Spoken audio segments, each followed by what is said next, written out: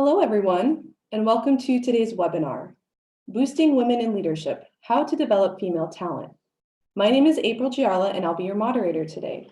I work on the marketing team here at Stratex, and I'm really excited to be hosting this session today. I'm really pleased to introduce today's speakers, Diana Montero and Corwin Vandermark. Diana is one of our consultants at Stratex.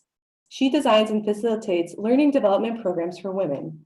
And today she's going to share some great insights on developing female talent. We also have Corwin, who is a director at Stratex, and who heads leadership development initiatives with our clients as well. He will bring his perspective to today's topic and help answer any questions that you may have.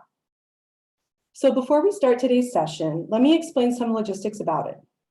Since we want this to be an interactive experience, we will be asking you to engage with us through our Q&A, polling, and chat features.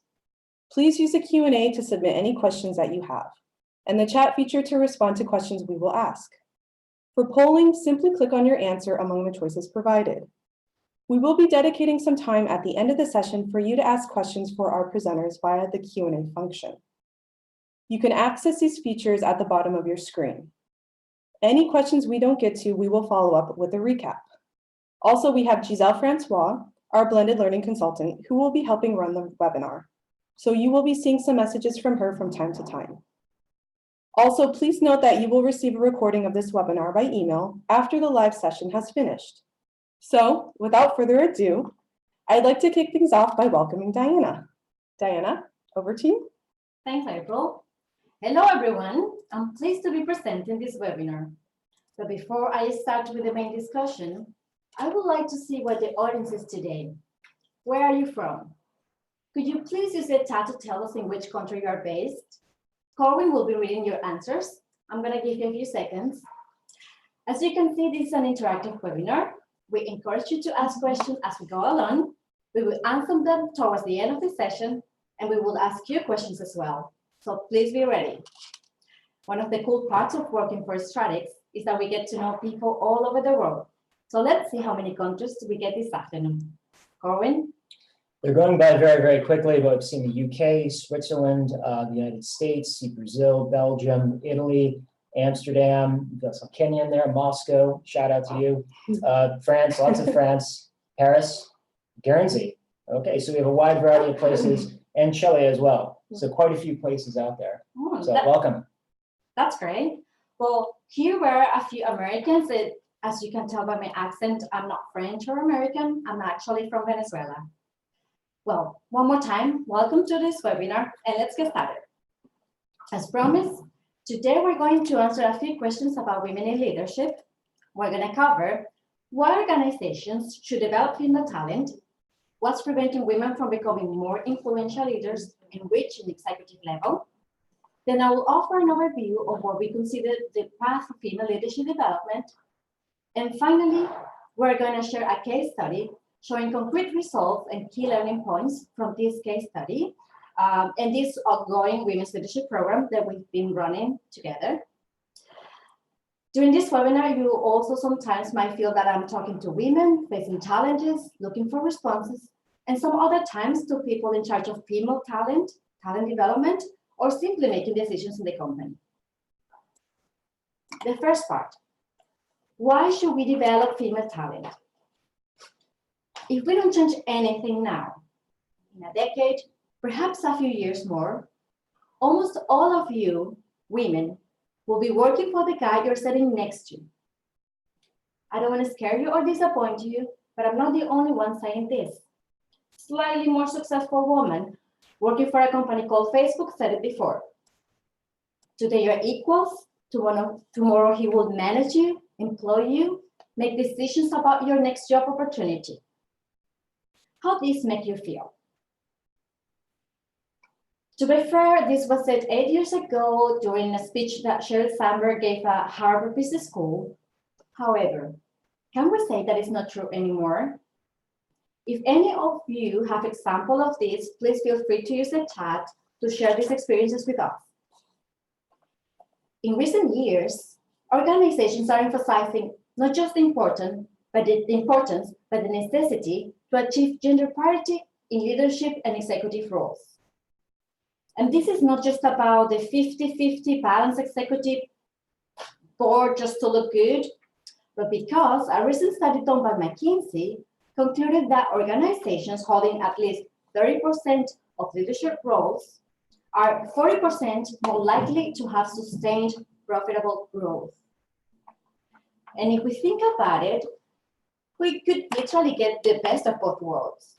Different leadership styles, skills, a new culture of learning how to perform as a team, having 50% female members in the room. You consider for promotions not only confident, charismatic individuals, but also more inclusive leaders. And it has been demonstrated that diverse teams perform better.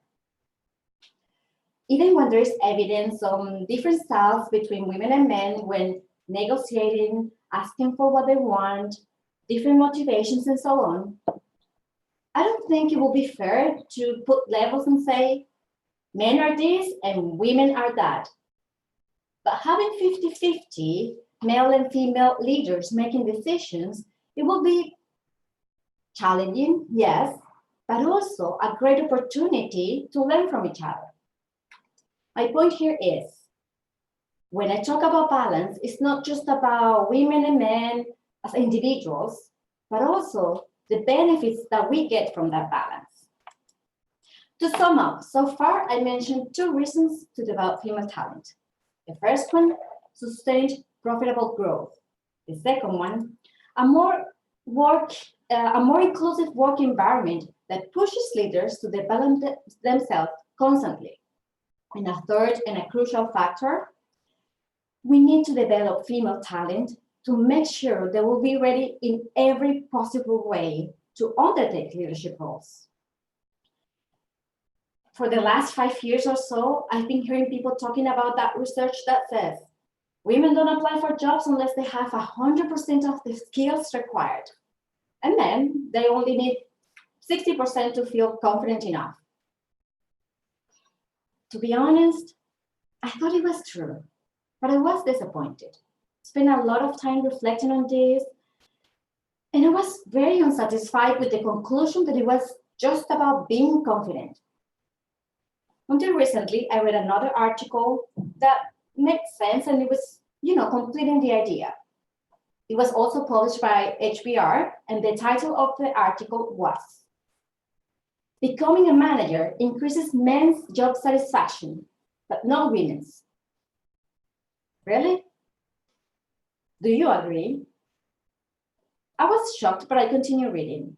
The article goes, a number of female managers report that managerial promotions do not make them more satisfied with their jobs. Instead, they describe a host of difficulties that women encounter once promoted to management, such as having their legitimacy contested, their contributions are devalued, and being excluded from powerful networks. I guess that makes sense. This is why women might need to prepare much more than a male candidate to apply and assume leadership roles. If we want them to be successful, we need to support them. Perhaps this won't be necessary when we have achieved a solid gender parity, but in the meantime, we must accelerate female talent development.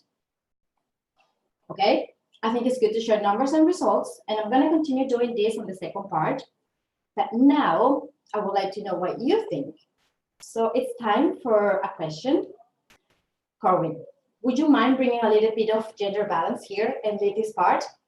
Absolutely. So we're going to flash up a poll for you in a couple seconds. And we want you to think about your own experience, perhaps those of family members, of colleagues, of friends, and think about what are the main obstacles that have been holding women back from becoming leaders.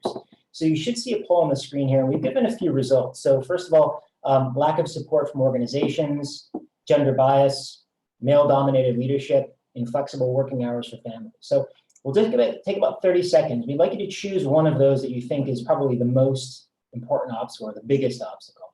And if you do choose other, feel free to use the chat box to share something else that we haven't covered or some permutation of that. So we'll give you another 30 seconds to think about that, and we'll see what results come through.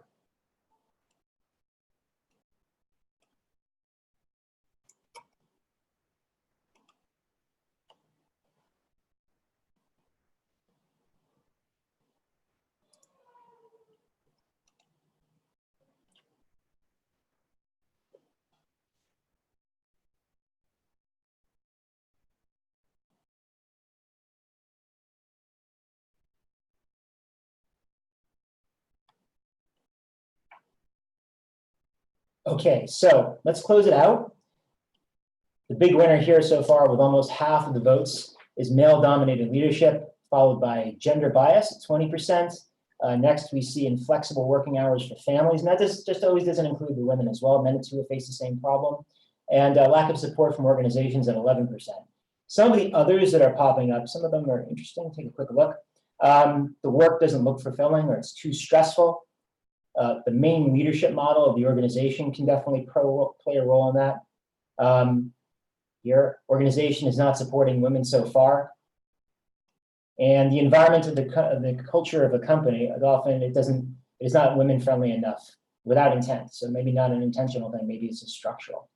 Okay, so we'll keep those in mind, and we'll probably touch on these a little bit later on going throughout this webinar. So on that note, we'll hand it back over to Deanna. Thank you, Corwin. But that was a good introduction. Thank you for your comments, because now we're ready for part 2.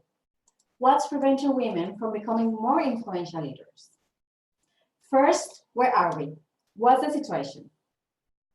Women are earning more bachelor's degrees than men. Some of them are asking for promotions and negotiating salaries at the same rate as men. They are also getting more involved in impactful projects and making more decisions than a few years ago.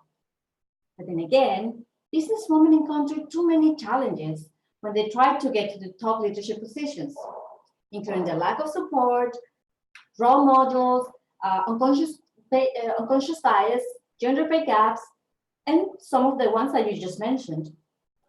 We could extend this discussion for hours, days, and weeks, but today I'm going to summarize 2 main issues: the lack of support and gender bias. Please feel free to formulate some questions if you want us to talk about any other obstacle. Happy to do at the end or even after this webinar. Lack of support. The numbers and results that I'm about to share come from a study called Women in the Workplace. It was done by Lenin.org and McKinsey. In 2018, 279 companies employing more than 13 million people completed a survey on their HR practices. In addition, more than 64,000 employees were surveyed on their workplace experiences. Now that we have a little bit of background, according to this report, commitment to gender diversity didn't progress in the past year. In 2017, 90% of companies say that they prioritize gender diversity, while only 84% said that in 2018. This was also perceived by employees. The percentage of people saying the organization was doing what it takes to improve gender diversity has dropped from 56% to 45%. Many companies are saying they are committed to gender parity, and then when you see the numbers, it looks like they are not treating diversity as the business imperative it is. Only 39% of women and 47% of men think that gender diversity is a priority for their manager. Probably many of them don't even have a serious conversation. I'm going to continue giving you numbers because this is how I help you to make your case. Don't worry about the slides, you will get the recording. 76% of companies are making a strong business case for gender diversity. That's pretty high. But then only 13% have taken the critical next step of calculating the positive impact on the business. There is a gap between what the organizations are saying and what they're actually doing. Some of them have clear objectives with dates, and we as strategists have the privilege of being partnering with one of them. We will talk more about this with the case study later, but I just remember this great speaker from that company, and someone asked her about all the minorities that should be addressed, and she said, all of them are important. But gender diversity is not treated as an initiative to benefit minorities because it's not a minority. It's half of the population. So it is true that great strides have been made in recent years to achieve gender parity in the workplace, but it's not enough, and it's progressing very slowly. If companies hire and promote women at current rates, the number of women in management will increase by 1 percentage point over the next 10 years. Today, For every 100 men promoted to manager, only 79 women are promoted. This is not going to help to reach equality. But if the same companies start hiring and promoting women and men at the same rates, one man promoted, one woman promoted, we could get very close to parity in management over the same 10 years. 52% male, 48% women. And we're seeing some companies saying that they will achieve this in 5 years or even less. Now, I want to introduce another factor. Have you heard about the only experience? This is when finally one of us get the position in the executive board and then realize that there is no other woman in the room. I mean, obviously she knew, but it's different when she actually has the experience. And in some way, I understand how this feels like, because 10 years ago, I felt ready to start my own company. I was very ambitious, so I did it. I didn't realize at the beginning, but a couple of years later, we were 6 people at the table making decisions, and I was the only woman. And many times I had the dilemma, should I behave more like them to be part of that conversation that is not even about business? Or should I use just my time the way I feel is more productive? And then, was that part of the networking that I was supposed to do? Should I keep trying to employ more women to achieve gender parity here and bring the topic, have a plan, even when they already said that it's normal to have more men in a male-dominated industry? We did bring over more women, more female talent, but it was the same. They were not making the crucial decisions in the company. I'm just telling you about some of the discussions, but in terms of business and management, it was intense. I tried managing like a man, whatever that means, and it didn't work because I was faking and my team didn't like it, so it didn't last. But I realized that I add much more value and bring balance with my own ideas, skills, network, and leadership style. In any case, around 40% of senior level women are the only woman in the room. When this happens, that person becomes more vulnerable. She will be more likely to deal with microaggressions, with pressure to perform, and almost twice as likely to have been sexually harassed through the course of her career. On the other hand, women are expected to behave in a certain way to fit in a male-dominated environment. Sometimes they feel afraid to promote other women because they want to be part of a club and not be excluded from highly influential networks. But they also feel the pressure to, be the only woman representing all women in the company. And of course, they don't want to ruin someone else's opportunity to become an influential leader. On top of this situation, we also have gender bias. And I would like to start this with a vital part of the process to get to the top, the performance review. And this is what we have.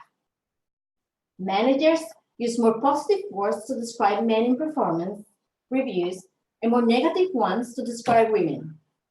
So if we sit on the left-hand side, all the words that they use to describe men, we see that most of them are positive and only 2 are negative, arrogant and irresponsible. But then if we see the words they use to describe women, most of them are negative and only 4 are positive. And if you read them, enthusiastic, energetic, organized, these are not the words you use to describe a member of the executive board. But this is not just about negative feedback. Who do you think is going to get the promotion? An arrogant employee with a potential negative impact on the work environment? Or, perhaps he can still accomplish a task? Or an inept, enthusiastic person?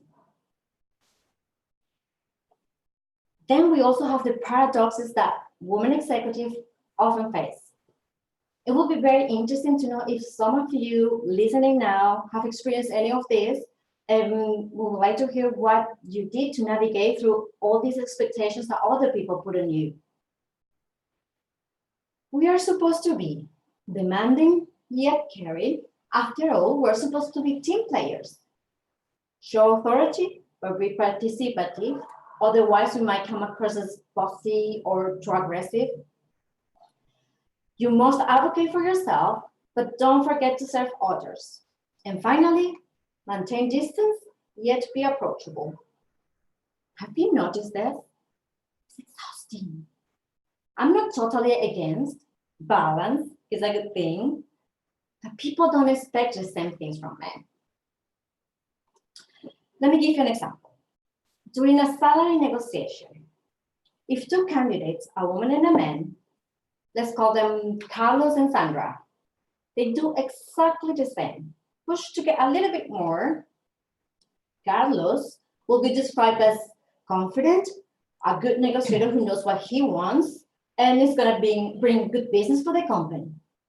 Sandra will be described as selfish, aggressive, and not very nice. And women are supposed to be nice. I'm very into negotiation because it's about bringing good business for the company, but also maintaining the relationship. So I've been reading a few books, and one of them is called Ask for It by Linda Babcock. She really encouraged women to ask for what they want and ask for more all the time. And at the end of the book, she summarizes, don't worry, I'm not gonna read the story for you because it's not a novel. Ask for what you want, but because gender bias exists and we are not in a culture of gender parity just yet, do it in a nice way. Perhaps this won't be necessary in the future, we won't talk about this, but today it's one of the key elements holding women back from leadership roles. It's time now for another interaction, but I have a question first. How many men are listening today? Could you please raise your hand? There is that function on Zoom that you can actually use for this, but if you cannot find it, it's okay. Just send something on the chat. We're gonna try to see how many we get. Should we get more time? 6 so far. 7. Okay, we can say 7 with Corwin. Yeah. I wish we had more because men are part of this discussion, but we're very lucky that we have Corwin here. So what question do we have now? Okay, so we'll try another poll really quickly. We want to ask the question, so guys out there, you can think about this, but also the ladies think about it as well. What do you think is the most effective way that men can help achieve gender parity? So we're going to show you another poll here with a few possible answers that we've thought of. First is actively mentor high potential women in your organization, increase awareness of existing barriers, or challenge the biases of leader characteristics. Perhaps leaders don't need to be the alpha male that you think they need to be.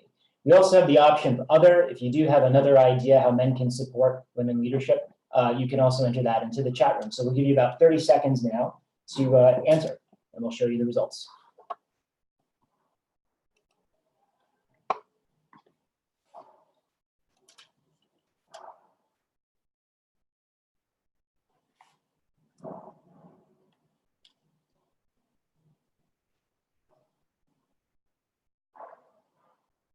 Okay, just 10 more seconds.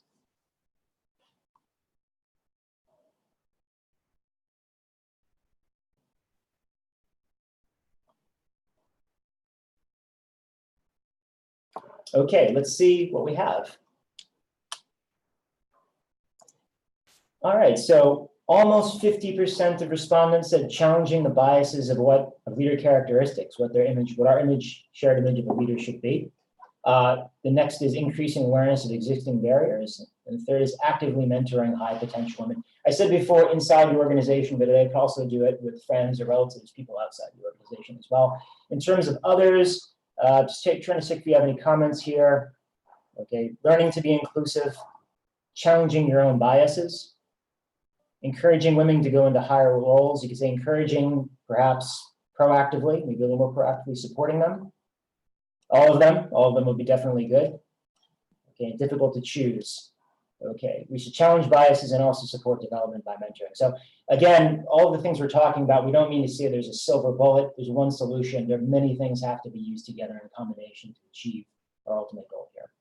Okay, so back to Deanna. Thank you, Corwin. We're ready for part 3, the path of female leadership development. I'll split this part in 2.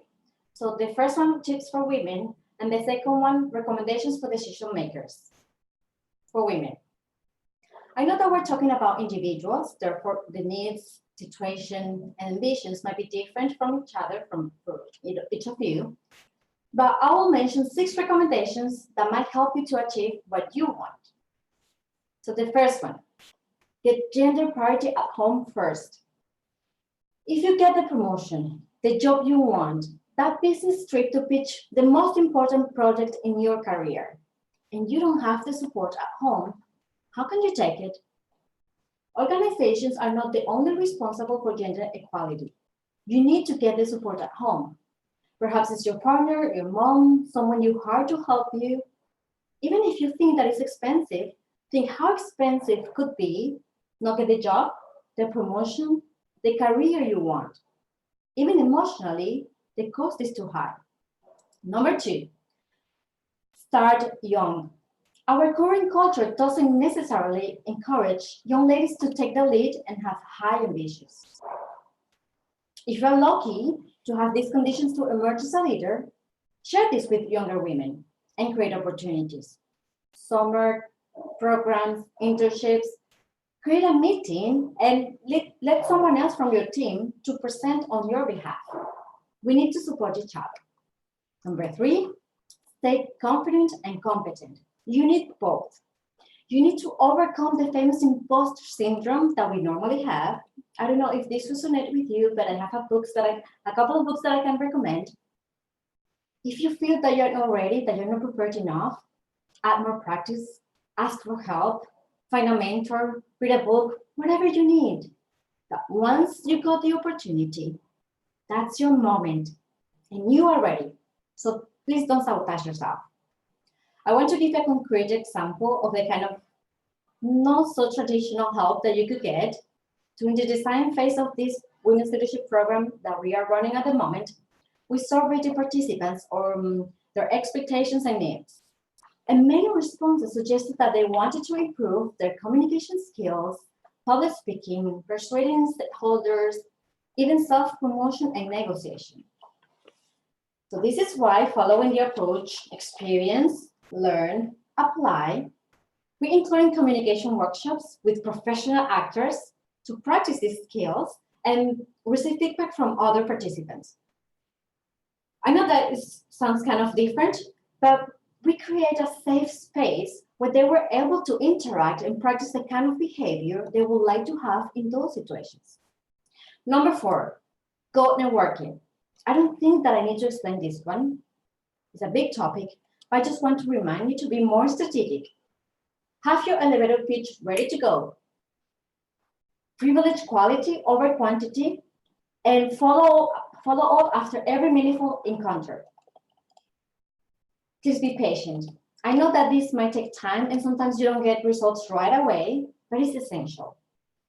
The difference between effective leaders and successful leaders is that the first one, they work very close with their teams, spend most of their time with them just to make sure that they will have and will reach the expected results.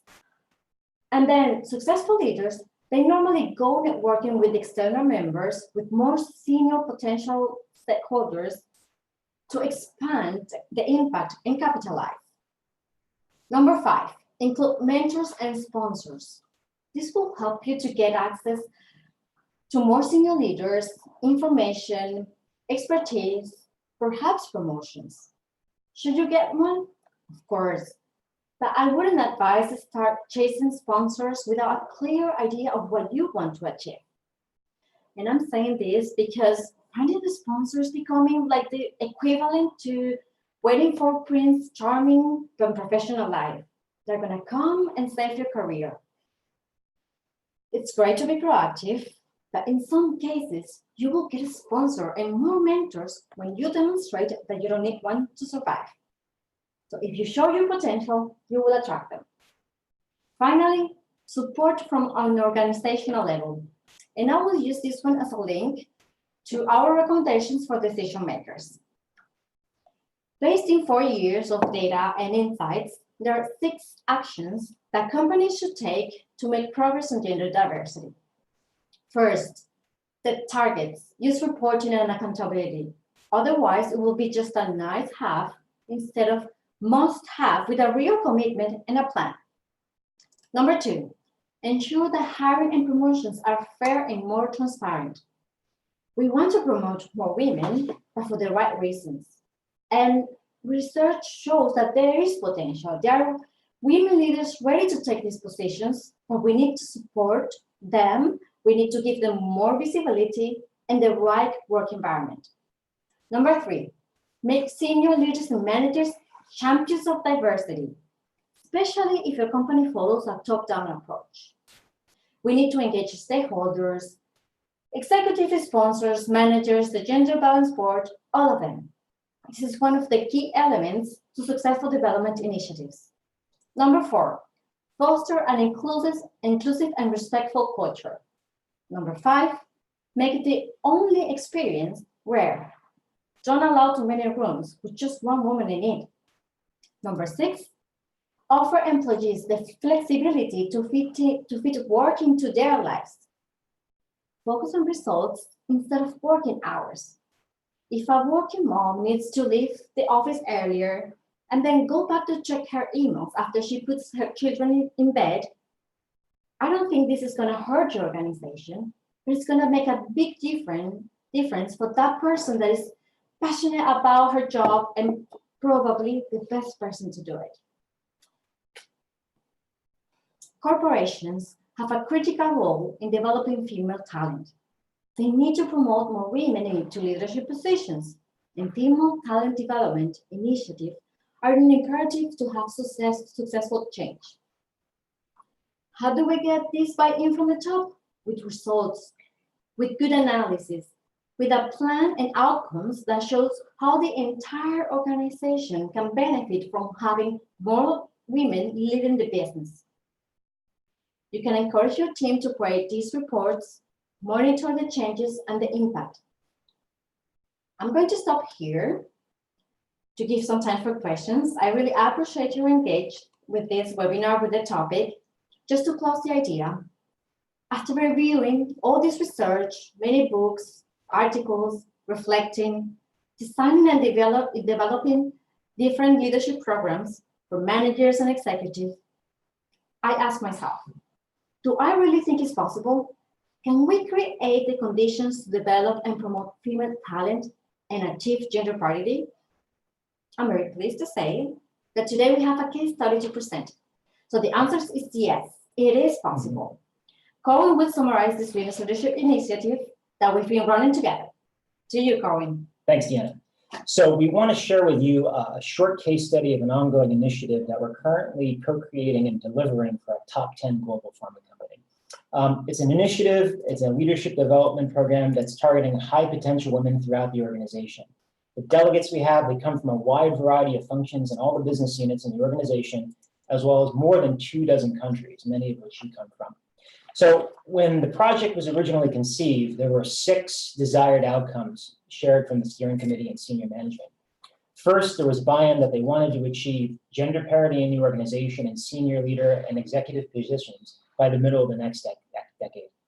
Closely related was the organization's drive for inclusion and diversity to make the most of the talents they had already there. And as one of the participants pointed out, it wasn't just about making sure that women could succeed. It was also about helping men succeed as well, such as fathers out there. The initiative also comes at a time when the company is approaching what is known as the talent cliff. You might have heard of this. This means that senior leaders of the baby boomer generation are getting ready to retire, and there's really an empty pipeline of senior leaders coming up. And instead of fighting for talent from outside the organization, they really wanted to make the most of who was already there, make the best of what they had.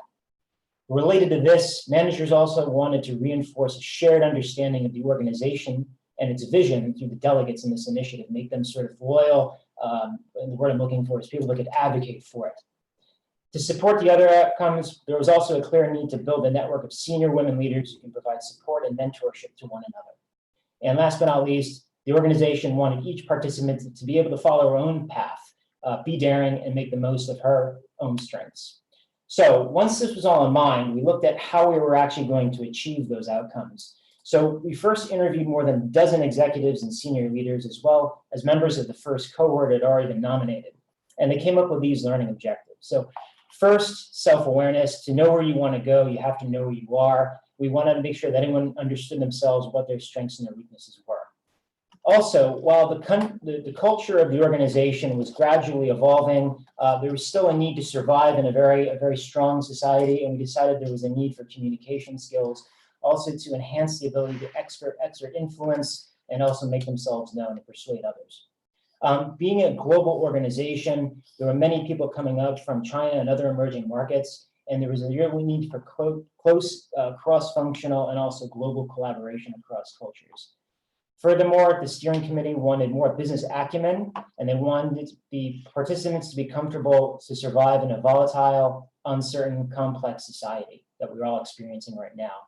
And finally, as future leaders, we wanted to make sure that they had the right business acumen to understand the strategy of the organization and be able to be advocates for that later on. So with those in mind, we developed this 9-month learning journey, which we'll show you in a second here. With several elements. Now, everything that you see here is purposeful and intentional. Nothing is there just added, nothing is a nice to have. Everything is to feed into one another. We developed this 9-month experiential blended learning journey made up of various modalities and elements that would not only provide delegates with the learnings and the tools that they needed, but also give individuals various opportunities to put them into practice.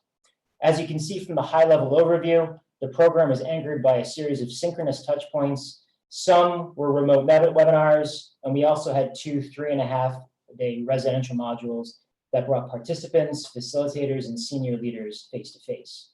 Each cohort kicks off remotely with all participants connecting via webinar, where we explain the objectives of the initiatives and also expectations of them in terms of deliverables and time commitments. It was very clear from the start that we are just providing the tools for them to excel. It's more they have to do the work, and they are responsible for their own development. Between the kickoff and the first residential module, we put the teams together, participants into different teams. We asked them to source potential business projects that they can work on during the journey. In addition, each delegate completes several personality and behavioral assessments to increase the self-awareness and also inform a personal action plan, which they needed to submit to the program sponsors. The first residential module you see has 3 key components. First, some of our partners at Stratex, they conducted a series of workshops that would help on communication skills, such as using your voice, maintaining your energy, and projecting executive presence. And then a series of role plays based on actual experiences the participants had before the program, where they could use those skills. Next, participants presented their business project ideas to an executive panel who rated each of the different projects and selected the top ones that would actually be taken and executed by the participants throughout the rest of the journey. The third element, and arguably the most important, delegates, they take part in a series of activities we set up that enhance the networking building process. And also some of these activities included senior executives from the organization. The remote phase that you see, which lasts 6 months, has several elements as well. Delegates, they take a series of curated e-learnings, videos, and other content related to the initiative objectives, followed by facilitated discussion groups where they can share their ideas and share the learning through collaboration. We also host a series of webinars featuring internal and external subject matter experts to share their life experiences, career journeys, and also their business knowledge through case studies. At the same time, teams work on their business project, which allows them to both apply the hard and soft skills we covered in other elements of the program, while also contributing to something that will create business impact and also give team members greater visibility in the organization and help their self-promotion going forward. Each project is sponsored by a senior leader in the organization and supported by a Stratex coach. Meanwhile, all participants, they're allocated a block of time with a dedicated executive coach who supports and advises them along the way. The second residential module towards the end of the journey includes a simulated business case study for them to execute both the hard and soft skills they've been learning, presentation of the final business projects and the results to an executive panel, and senior guest speakers from within the organization to help share the vision and get buy-in. Now, while there's no official close to the journey at the end, it continues after we're done. Each participant is responsible for developing her own sustainability plan, where she looks back on what she's achieved over the last 9 months and what she's going to do on her own in the future to develop herself and her team around her. In addition, we've created an alumni network to create that group that network of senior strong women leaders who've been supporting and mentoring each other along the way. One additional element that we find critical is manager support, and that is totally indispensable. Kickoff and midpoint webinars are conducted for managers, and we establish regular formal and informal touch points between them and their participants so that they continue to build momentum and they continue to get to the support from their managers.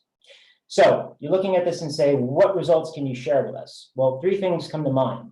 The initiative has received an overall recommendation score from the participants of 91% out of 100, which is very nice. We call the happy sheet in this business. But we also see that 30% of participants from the first cohort have been promoted to more senior positions since we started last year.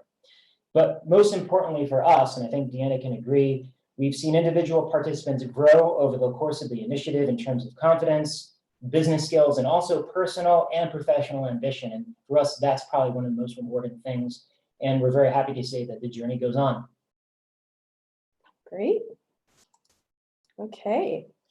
All right, so now we're going to start our Q&A session with Diana and Corwin. I see that some people have already submitted a few questions to be answered, but I'll give you a little bit of time to submit any additional questions that you would like answered. And then Diana and Corwin will be happy to sort through those and answer them. Yes, sure. I can see some of them already here. So this one, how many participants do we have today? I think we reached 120 around, so that's a good number. The second one, this one. What can be done if the problem doesn't come from managers, but instead the issue isn't even recognized, or there is bias from the top, such as the CEO? Well, this is a very serious problem, and I will say that you can do as much as you can. You can try to show results, the research, but then it's true that if the company doesn't help and they don't realize that it's a real issue, you might probably have to choose another one. And are the companies the ones that are going to be losing a lot of talent if they don't realize that there is an issue that they have to solve? So it's kind of extreme, it's difficult, but decisions might be taken. Corwin, do you see another one? We can see, how do I go about getting a mentor? I haven't come across this kind of initiative in my experience, and I don't think it's very common. That's a very good question.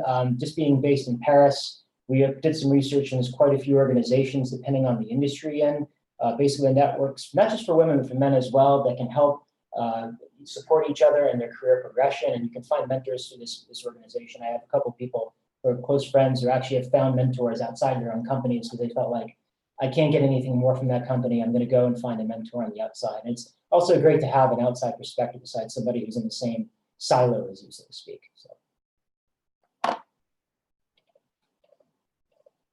Okay, there is another one. Would it be better to create leadership development programs for both men and women to raise awareness? Yeah, definitely this is something that can be done. This program that we did was especially for women because they already have the potential, and we're just trying to get them promoted inside of the company, within the company. And it was a very specific project that it was designed in this way, especially for them. But we also delivered programs that are women and men in leadership. And the idea is that you can create probably the same program for both, but the participants for this female leadership initiative, they really appreciated that they felt free to speak, to interact with the actors, and it was a very special situation. So I think that both can be done. It is not just the participants, but also the managers and other people in the company that might help to create this awareness. Can I add to that? I think it came also back to some of the comments we had, and then the second question is that the perception of the leader in some organizations is still the hero leader. It's, for lack of a better term, the alpha male, the one that's very boisterous and speaks the most at the meetings. And I think gradually companies are starting to understand that that is not actually what the best leader could be. Actually, there's other qualities that make leaders special. And as they realize that, they'll probably see that a lot of the elements in a program like this are actually good for men as well, who might not fit that vision of what a leader is. I see another one here. How many women have joined today? Well, we said how many men, and we said 120 total, so you can do the math. I have another one that actually came through the chat, and it was about gender bias. How do we work with this, with gender bias? How can we stop this? Well, the first thing is that you need to create awareness. The organization has to understand that this is a problem.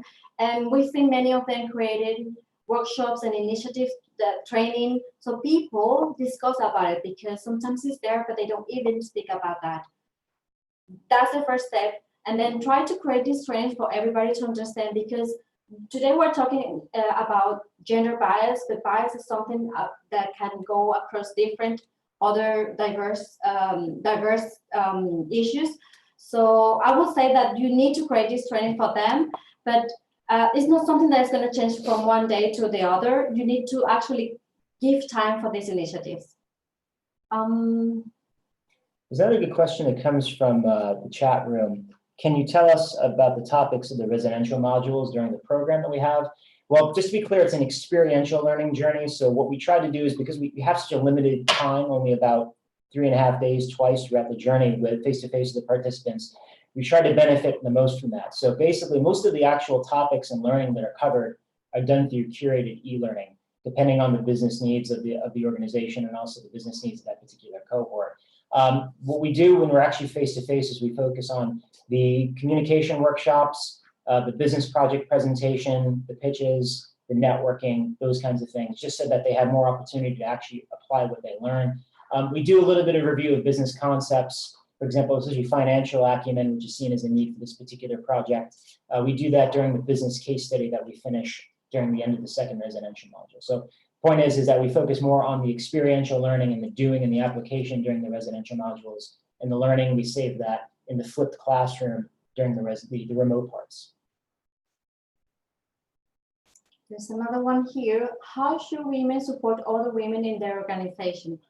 There are many ways. We actually suggested a few of them. You can create programs where you can give access to that person to understand other roles that are in the company. You can create meetings, and then you can let them present to get more visibility. You can introduce other people to this person so she can reach a bigger networking opportunities. So there are many initiatives that can be more formal than others. There's another thing that is called like peer-to-peer coaching. So you can also do this. It doesn't have to be someone that is in a higher level in the organization. It could be just the same level, but you can talk to each other about the issues you have. It could be business or could be more personal, but that support is very important. Can we tackle the question that we have here? How do you think we could include women leaders that are moms and balance their time? Any examples? Just to flip it around, in our experience, having worked with some very amazing women who've come in as subject matter experts and also as participants, is they take a lot of responsibility for that themselves.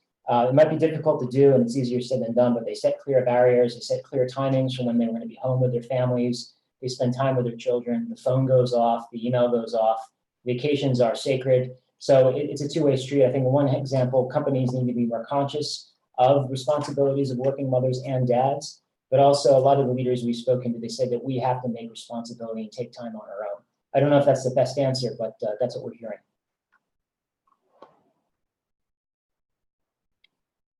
There's another one here. Have you noticed any difference in business sectors? Do some have some gathered gender diversity, women in leaderships? Yes, of course, in different sectors, this is going to change.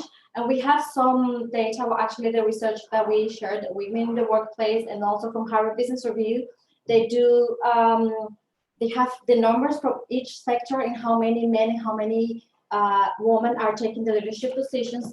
That's one of the things affecting where women can feel more confident to go for leadership positions or not. We can share those research with you. It's not a problem.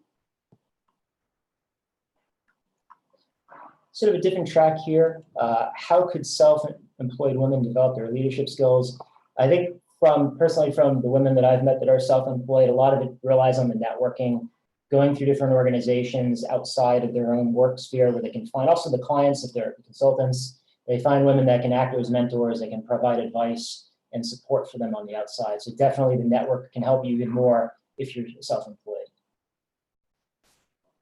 how could we calculate the positive impact of having women in the organization? Well, there are many ways to do it, but you will need to actually monitor different groups. When you have more women in that group and you have the balance, or when you don't, and then you show the results, and this can be in terms of profitability, but also in the work environment. So there are different ways that you can calculate it, but it's not going to be like you just write a report. You need time to develop your case and be able to show the differences.